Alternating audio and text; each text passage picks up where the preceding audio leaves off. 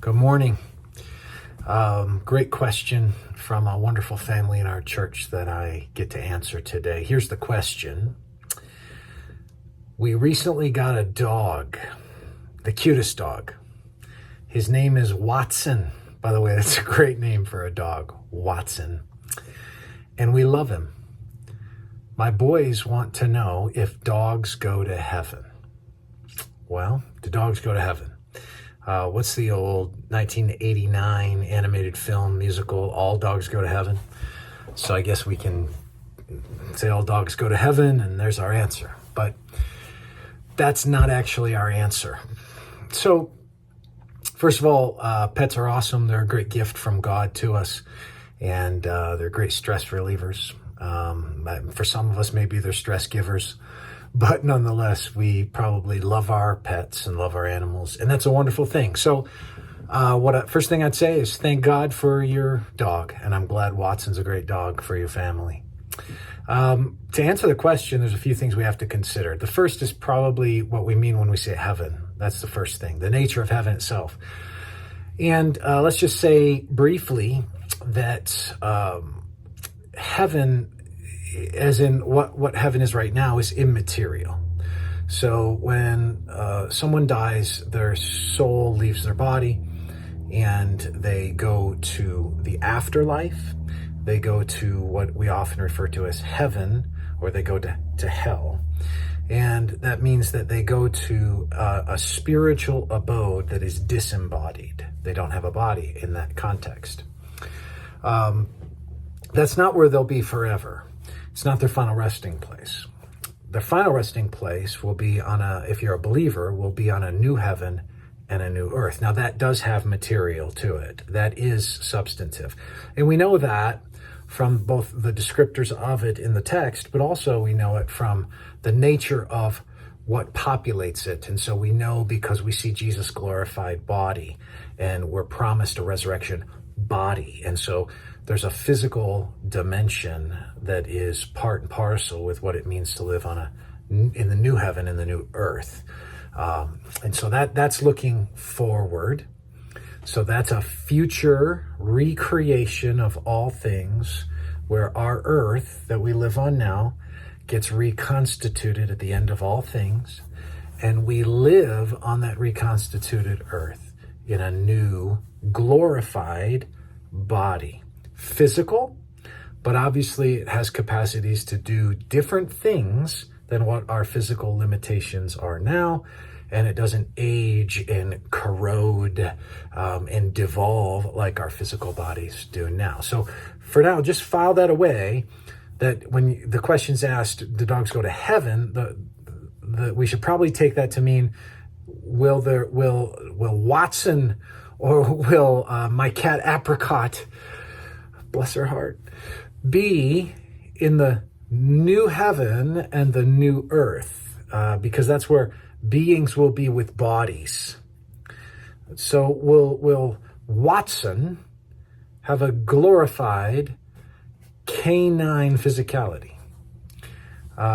Will Apricot have a glorified feline physicality? That's kind of really what the question is when we get to it in one sense.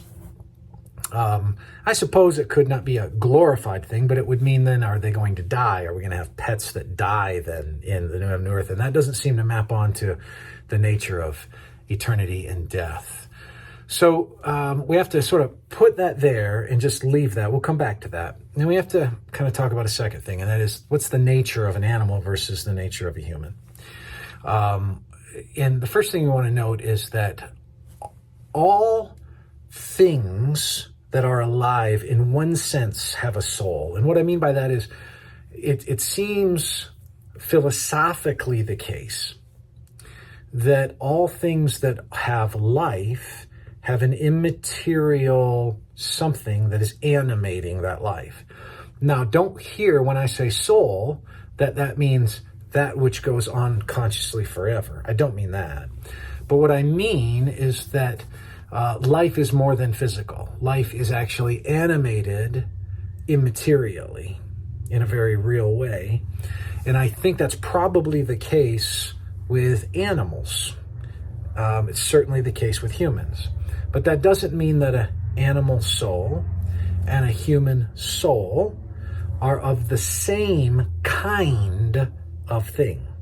Both immaterial, but they're not the same kind of thing. Now, how do we know that? We know that because there's a difference in both species and capacities. So I am of a different species, in a sense, than God. God and I are not of the same species. That is, we're different strata of being. He is eternal. He is immutable. He doesn't change. He is infinite. He is omniscient, omnipotent, omnipresent. I'm not. I'm the opposite of all those. I mutate. I'm finite. I'm temporal in that sense. I had a beginning. All of these things. I'm located in one space. So I'm not the way that God is in that. So we have different levels of speciation, and animals are a lower species in that way. God creates man and he creates animals. He doesn't create man as an animal. That's important to note. Capacities, the reason why that's significant is I have capacities that are different than an animal has. You have capacities different than an animal. In fact, the fact that you're listening to this, understanding it, engaging it, maybe asking questions about it, maybe agreeing or maybe even thinking about disagreement with what I'm saying, in and of itself is something your dog's not doing. It's something your cat's not doing. And that's because there's an order of mental capacity that is available that actually originates in my soul that my cat doesn't have, my dog Tilly doesn't have, your dog Watson doesn't have. I can think about my own thinking. You can think about your own thinking. This is one of the things that clearly, from a capacity standpoint, differentiates us from the animals. An animal can't be self-reflective and ponder their own thinking. Now, they can be instinctual and responsive, and they can, in that way, respond to commands through instinctual apparatus, but they're not the kind of soul that can think in sentences, that can reflect upon their own conscious states and then consciously will to change their own conscious states. That's really significant to note. They don't have the capacity, even in the potentiality, to have that capacity. It's actually something that separates even a fetus from, let's say, a dog or a goat or a rabbit or a cat, is that a fetus has, while it may not in that moment be able to have the kind of cognitive self-reflection, it has the capacity to have that capacity, because left to its natural development, it will develop that. So it has the latent potential capacity to actualize that capacity one day. Similarly to how I have the capacity right now to learn how to speak Russian. I don't know Russian at all. I don't have the capacity to speak it, but I have the capacity to develop it. But the dog doesn't have a capacity to have the capacity. It doesn't even have the potentiality, and that's because it's of a different species. Now, that's important because that means it's of a different kind of soul. And the kind of soul that a human has is not the kind of soul that a dog has. Third thing we have to mention, so the nature of heaven, put that there, the nature of animals versus humans, but then we have to think about the whole sweep of what God's program is in redemption. His program in redemption was, namely, to come and to save human persons. The Bible is about God seeking people, so that we see texts that the gospel is all about humanity.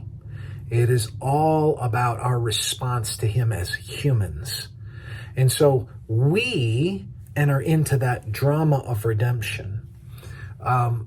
animal species don't enter into that drama of redemption. Even angels are watching the drama of redemption. We get from James that the demons can believe and tremble, but James says, what does that do? That doesn't mean that they're saved.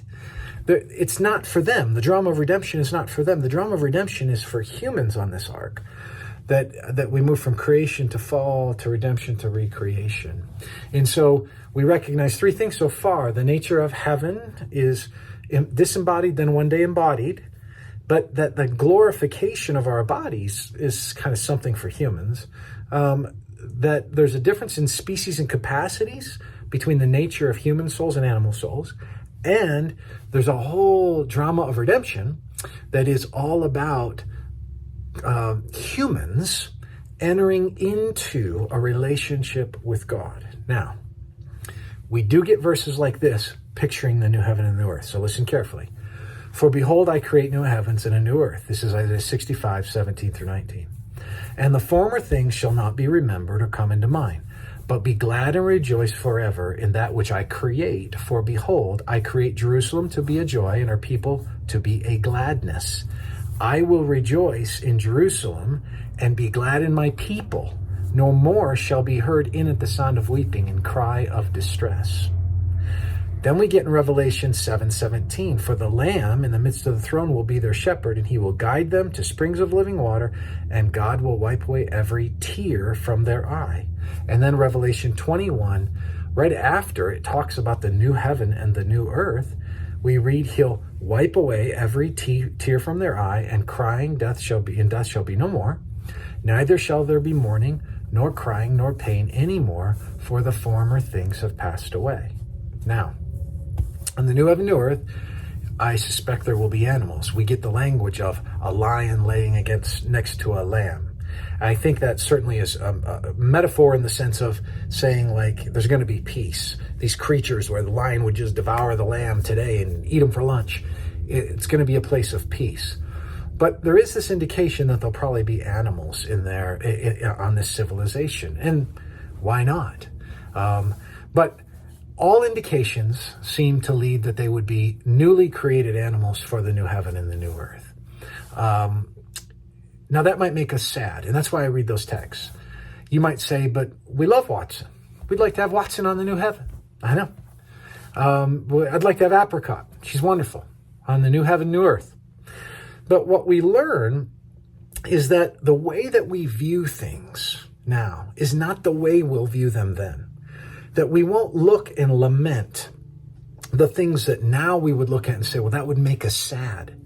We won't have the same kind of constitution, because what part of our recreation is a recreation of our entire perspective that's swept up in the wonder of what life is like with Jesus.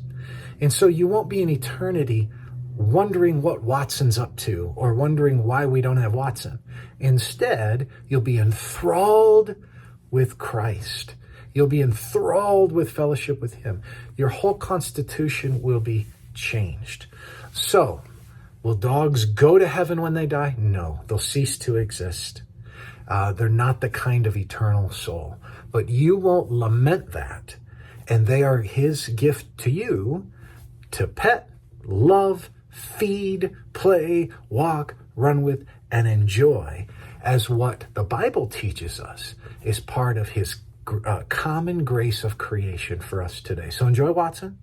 Have a blast with him. I hope you have tons of fun.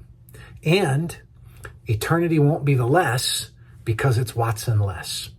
Instead, because Jesus will be there, you will be absolutely captivated with him. Take care.